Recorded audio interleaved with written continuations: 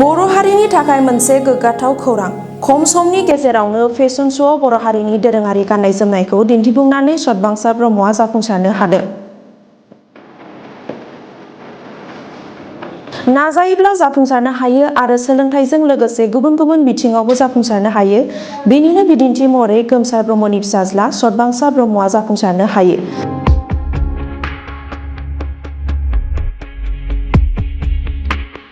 क'क्राझार जिल्लानि दतमा ओनसोलनि सिङाव थानाय दुमारिगुरिनि थागिबि बिफा गोमसार ब्रह्म आरो बिमा मैना ब्रह्मनि फिसाज्ला सतबांसा ब्रह्मआ बङाइगाव डन बस्क'आव HS फार्स्ट इयाराव फरायनाय सासे फरायसुलिया महर दिन्थिफुंनाय एबा फेशन श'आव सेथि बान्था मोननो हादों। बे फेशन श'आ गुवाहाटीआव रुक्मिणी नोगोरनि अडिट'रियामाव खुंफुंजादोंमोन।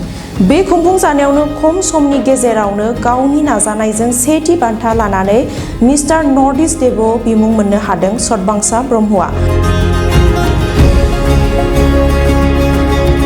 बे जाफुंसारनायनि थाखाय सतबांसा ब्रह्मनि नखराव बिफा गोमसार ब्रह्म आरो बिमा मैना ब्रह्म आरो नखरनि जाथि खुरमाफोरा बरायदों।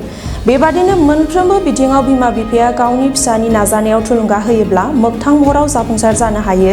बिनिनो बिदिन्थि महरै सतबांसा ब्रह्मनि बिफा गोमसार ब्रह्म आरो बिमा मैना ब्रह्मखौ मोननो हायो। बिमा बिफानि हेफाजाबजों बे जाफुंसारनाया नखराव गोजोननायजों लोगोसे बर' हारिनि थाखायबो गोजोनथाव खौरां लाबोदों। बे जाफुंसारनायनि सायाव मा फोरमायखो आबुङै मिथिना लानि फै। आं बिराद गोजोननाय मोनदों।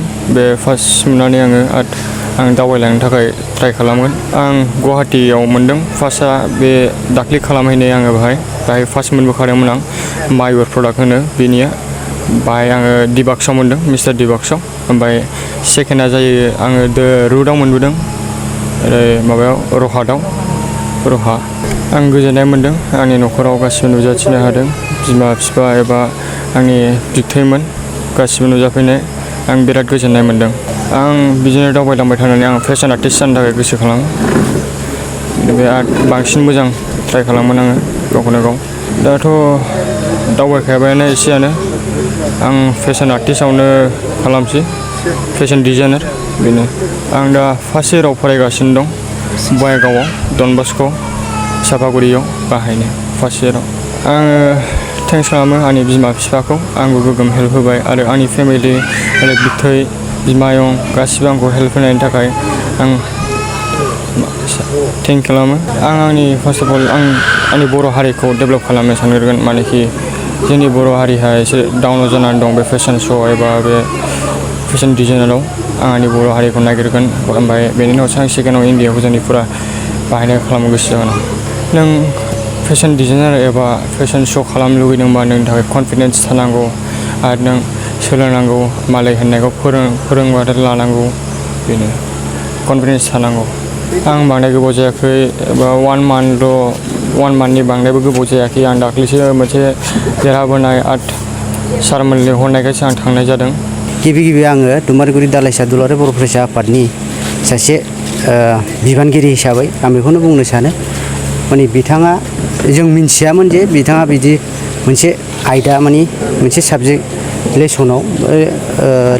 आयदायाव फेशन श' मोनसे मडेल माने दिन्थिनाय हाबाफारियाव दे बिथाङा बाहागो लानानै नर्थ इस्टनि सायावनो सिगाङाव गुवाहाटीयाव जानायाव बिथाङा फार्स्ट पजिसनाव देरहानो हादों आरो सेकेन्ड गेलेनाय हिसाबै जरहाटआव आरो बिथाङाबो आरो बेयावबो माने फार्स्ट उइनार हिसाबै जानानै फैबाय। दा बिथांनि सायाव आङो रोजा रोजा साबायखर बावनो सानदों दालाइसा आफादनि जानानै। बेखौनो आं बुंनो लुगैदों माने इयुनाव बिथाङा जिहेथु जेखि माने थांखियानो फैया मानो माने गावनि थांखियानो फैया मानो माने गावनि सायाव सेल्फ कनफिडेन्स लानानै बिथाङा माने दावगालांनानै माने इयुनाव साक्सेस जानो हागोन। आं बेखौनो बिथांनि सायाव रोजा रोजा साबायखर बावनाय थाहैबाय आरो। जोङो माने जोबोद गोजोननाय मोन्दों न'खर बा जोंनि ओनसोलनि थाखाय। जोंबो मोनथियादि हठात जोंनि फिसालायादि बेबायदि एथ' मोजां एचिभमेन्ट जागोन। खारन जों बेखौ बिथांखौहाय जोङो देग्लायसो मेट्रिक पास जानाय नालाय बङाइगाव कलेजाव एडमिसन होदों।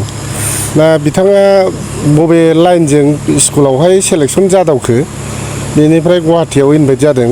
बे इभेन्टफोरखौबो जों मोनथिया।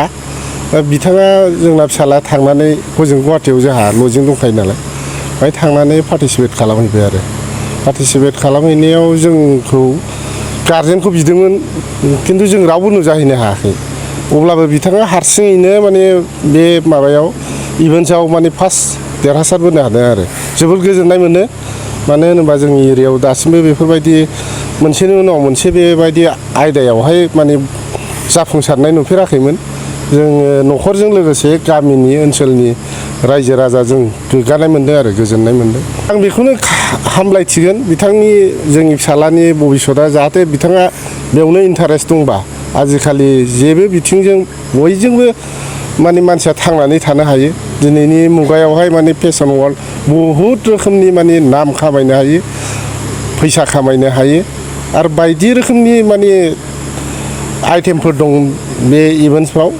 आं सानो बिथांनि उज्जवल भबिसतआ जाहाथे मोजाङै मोजां जाफुंलांथों बेखौ आं इसोरनाव बिफा जानानै आं बेखौ बोर होयो साजेस होयो जाहाथे फैगोन समाव बिथांनि माने सुख सान्ति आरो जाफुंसारनाय मोनथों बेखौनो आं आसा खालामो आरो जोङो सुबुङा जेननो नाङा जेब्लाबो गावबागाव थांखि आरो नोजोरजों जोङो दावबायलाङोब्ला निस्सय समा मोनसे समाव माने देरहासारनाय मोनहैखायो आरो जोंना गथ'आ जुदि मोजां जुदि एचिभमेन्टआ जुदि दावखोलांबाय थायोबा निस्सय हारिनि जों बर' हारिनि निस्सय मावनांगौ समफोराव मावलांगोन आं बेखौ मिजिंथियो आरो